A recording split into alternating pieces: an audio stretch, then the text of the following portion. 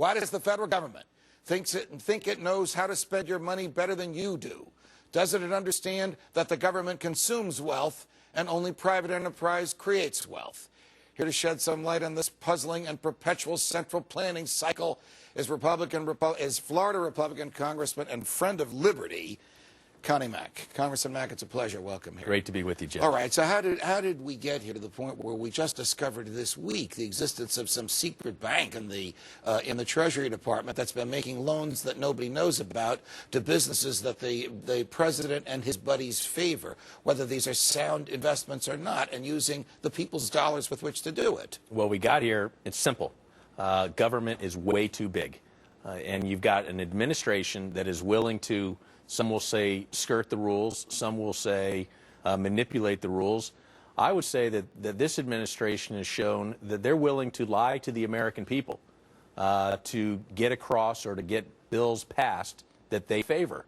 And that creates a problem, and that's where you get a bank like this inside the federal government. Right. You were here when I was just doing the introduction to your segment. You can't make these numbers up. There's 27 million small businesses in the country. Fewer than 250,000 of them qualify for his program, and he's boasting that he saves small businesses. Does he think we're foolish and we won't do the math? Does he really believe this stuff? You know, I hope he doesn't, but I would say his actions would suggest that he does believe it, that he does think he can lie to the American people or pull the wool over the eyes. I'll give you an example. This past week, we had a hearing about green jobs. Right. And the administration has put out that 6,200 green jobs were created under their program.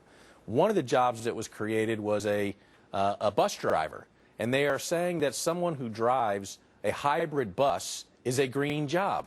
I mean, what's different about driving a hybrid bus than driving a diesel bus? It's driving a bus, but this administration is willing to tell the American people that, pad the numbers to make them look good. Look, this stuff didn't start with Barack Obama. George W. Bush had TARP. George W. Bush had a few $100 billion in stimulus programs. Barack Obama has doubled and trebled the amount. Is there some attitude amongst your colleagues, not you, not Ron Paul, not Rand Paul, not Mike Lee, but your big government colleagues, that we should do the right thing? Not the constitutional thing, but the big-hearted thing, and give the money away, borrow the money, and some future generation will pay for it.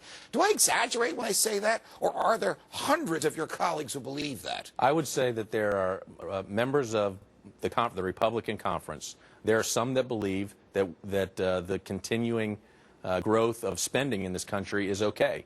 But there are a lot of members, and that number continues to grow, that are saying enough is enough. We cannot continue to run the government this way.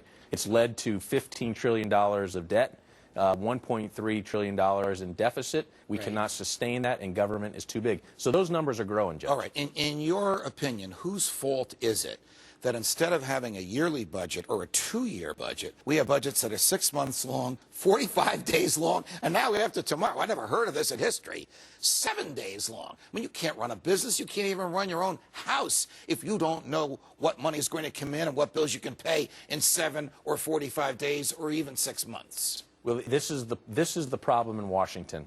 We need to get back to the regular order, which is the committees, the authorizing committees authorize bills, and the appropriation committees appropriate.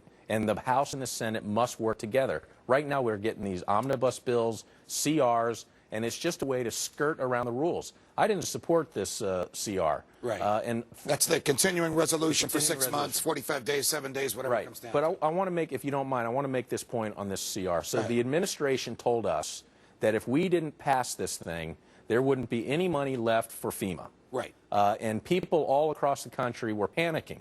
They had fear because the money was going to dry up. When the bill wasn't able to pass on Friday, they moved the date to Monday. And then on Monday, when they realized they weren't going to get it on Monday, they moved it to Wednesday.